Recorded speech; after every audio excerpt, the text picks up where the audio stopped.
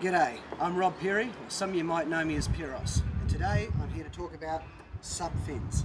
And for the last month I've had the pleasure of riding the new JP Australia 86, and like all the new JP surfing boards, they run a pretty unique FCS 2+1 setup. What's so unique about it is the fins have no cant or toe, which means they are dead straight to the board. Now there are pros and cons to Futures and FCS boxes. I'll go into that a bit more later.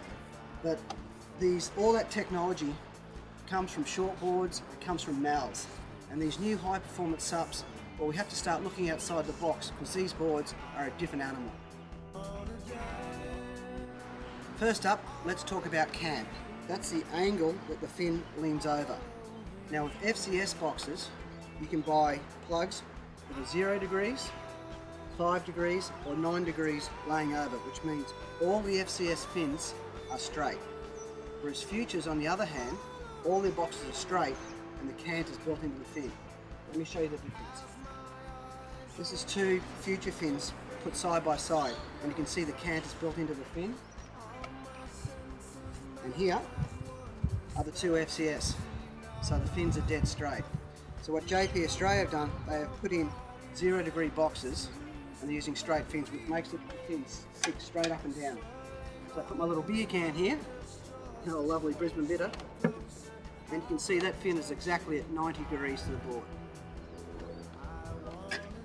Next thing is toe. Now toe is the angle that the fin is put in like that towards the stringer. And again, this is where JP have sort of changed the rules and they've made it dead straight.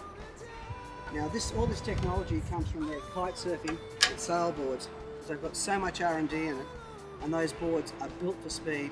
And the first thing you'll notice when you hop on this board, its straight line speed is really dynamic, it's very fast. Now I know there's going to be a lot of liver spotted, crusty old diehards out there saying no way, it's not going to work. But trust me, it does.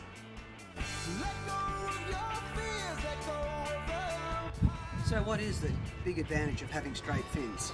Well, it's speed, and speed is everything on the sup. Cant, when the fins lay over like that, it produces lift for the board, but we've got all this extra foam. We don't need the lift. And the toe in is there to increase manoeuvrability, but we've got a paddle to pull us in and out of turns.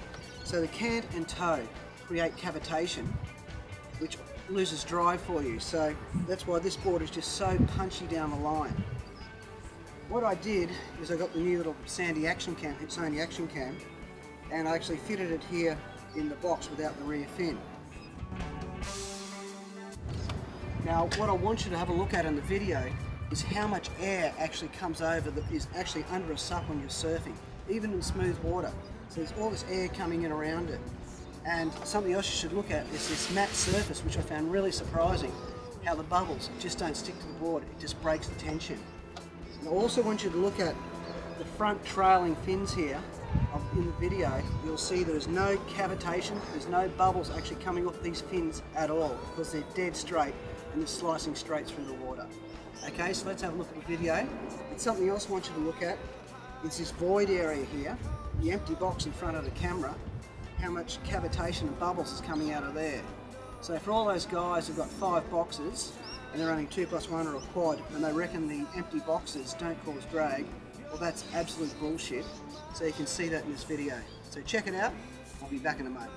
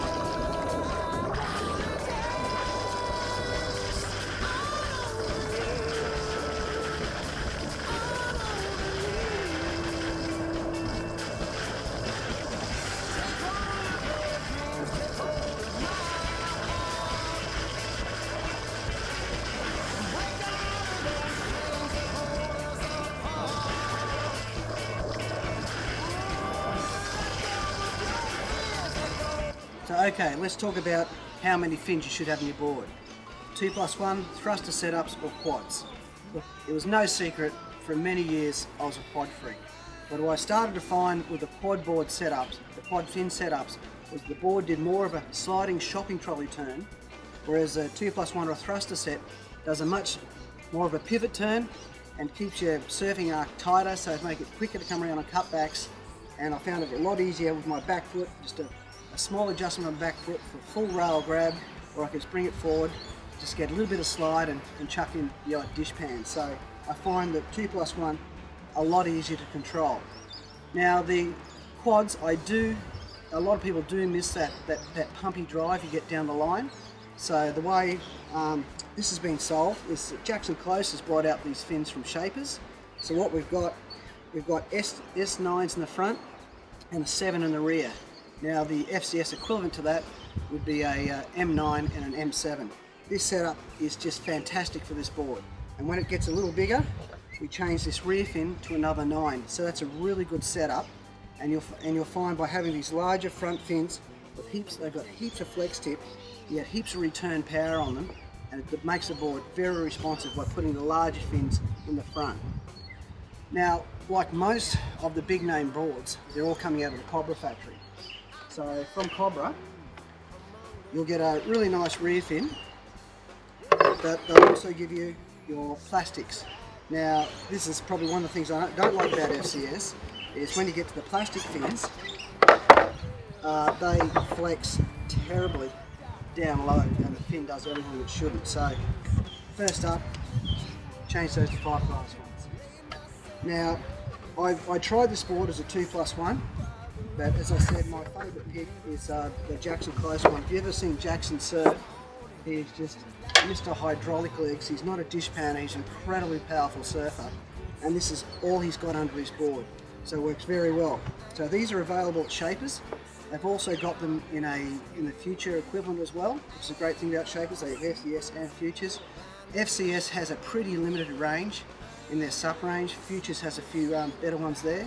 So please have a look at your fins.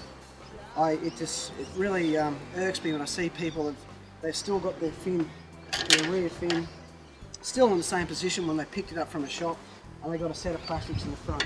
They let alone haven't changed the rear fin, haven't even changed the angle of the box or even changed the sides. It's really important. Fins are like a prop on a boat, it changes the whole dynamics. So please try some fins, and if you can't, well, at least if you can't afford to buy some fins, at least swap with your mates and try some different things, okay? If you could spend a lot of money on your boards, like these things retail around about 2-3, I'd hate to think somebody was too tight not to go out and spend another $100 on a set of fins. So please try your fins, try some different fins, you'll really enjoy it. There's a bit more coming up with the fin cam, which I think is pretty cool. It goes through a whole pot or school of jellyfish, and there's also a nice little shot of the board taken right on one of my mates' hubbed up dune buggies. But don't take it my word for it about these straight fins. Go to SurfFX at Southport. They've got the whole JP range for demo, which is pretty amazing. The whole range is there. So get in there and try it, and believe me, on the first wave, you'll actually feel the difference on these fins. So okay, thanks for watching, and I'll catch up with you next time.